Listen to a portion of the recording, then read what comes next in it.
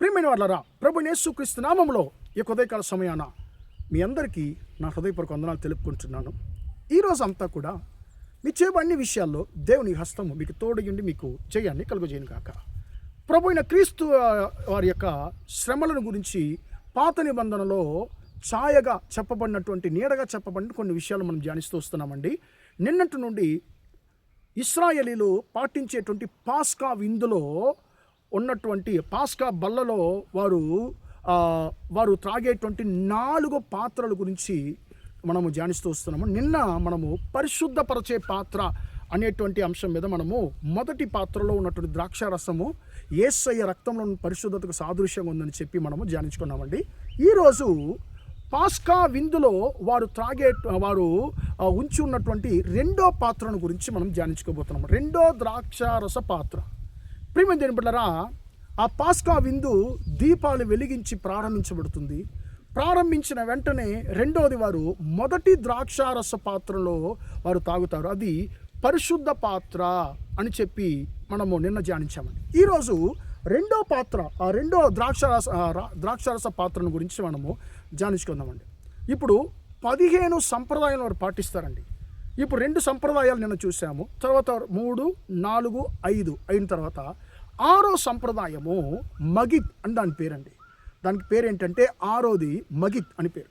ఈ మగిత్ అనేటువంటి సంప్రదాయంలో ఏం చేస్తారంటే ప్రియులరా, ఆ రోజు రాత్రి వారు ఐగుప్తు నుండి బయలుదేరిన ఆ రోజు రాత్రి జరిగినటువంటి క్రియల గురించి, ఆ ఐగుప్తు దేశంలో దేవుడు వారిని విడిపించడానికి దేవుడు జరిగించినటువంటి తన మహత్వమైనటువంటి క్రియల గురించి ఆ ఇంట్లో ఉన్నటువంటి ప్రియమైన బిడ్డలారా, తల్లిదండ్రులు ఏం చేస్తారంటే పిల్లలకు వాటిని కథగా వారు వివరిస్తారండి.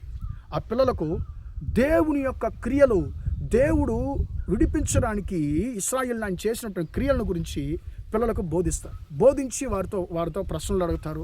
వారి దగ్గర సమాధానాన్ని పొందుకుంటారు. తర్వాత ప్రియులరా, ఆ రెండో పాత్రలో ఉన్నటువంటి ద్రాక్షారస ఆ యొక్క పాత్రకు పేరు విడిపించే పాత్ర.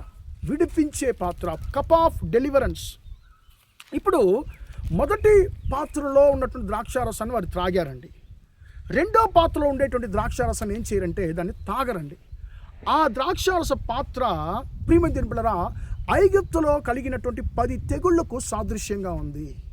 ప్రియమైన దేవుని బిడ్డలారా, ఆ తెగుళ్ళు ఎవరికంటే ఇశ్రాయేలీలకు కాదు, ఐగుప్తీయులకు మాత్రమే. ఆ యొక్క తెగుళ్ళు ఐగుప్తీయులకు దుఃఖాన్ని కలిగించింది, ఇశ్రాయేలుకు విడుదల కలిగించింది.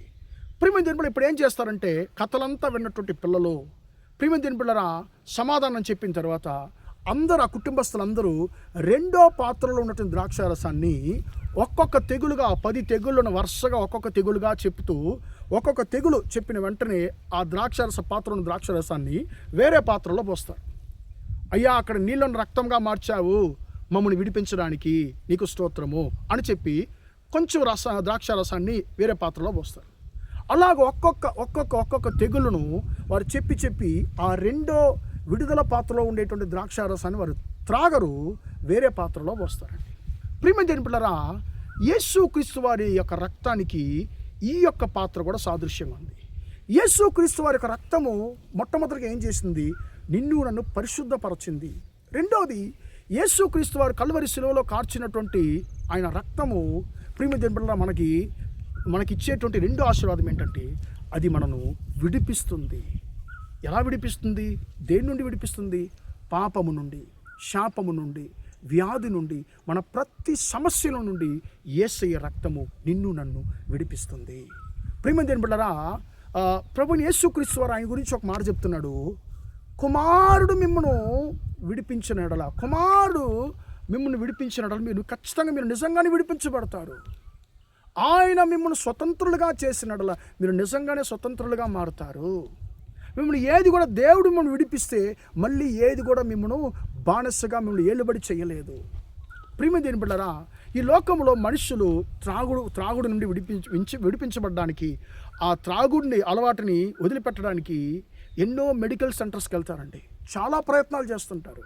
కానీ ఈ యొక్క లోకము ఒక వ్యక్తికి శాశ్వతమైన విడుదలను ఏ యొక్క క్రియ కూడా ఇవ్వలేదండి. ఈ లోకంలో ఎవ్వరు ఇవ్వలేదు, ఏది ఇవ్వలేదు. తాత్కాలికమైనటువంటి విడుదలని ఇవ్వచ్చే కానీ శాశ్వతమైనటువంటి విడుదల మనకు దొరకాలంటే యేసయ్య రక్తం వలనే ఆ విడుదల దొరుకుతుంది.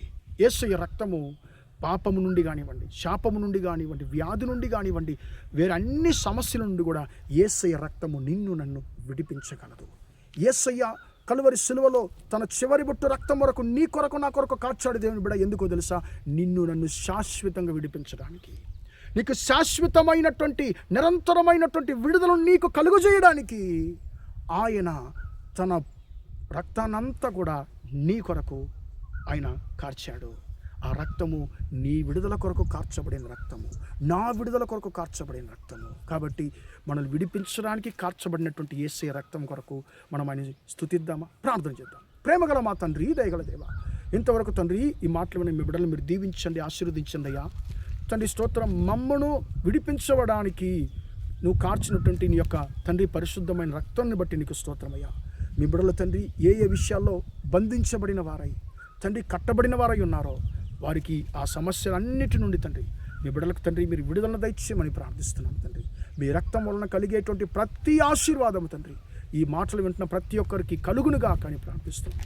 ఈరోజంతా కూడా మా సహోదర సహోదరులతో మీరుండి వారిని ఆశీర్వదించమని యేసయ్య నామములో ప్రార్థించి అడిగి వేడుకొనుచున్నాను తండ్రి. ఆమేన్, ఆమేన్. ప్రియమైన వారలారా, దేవుడు మిమ్మల్ని దీవించి ఆశీర్వదించును గాక.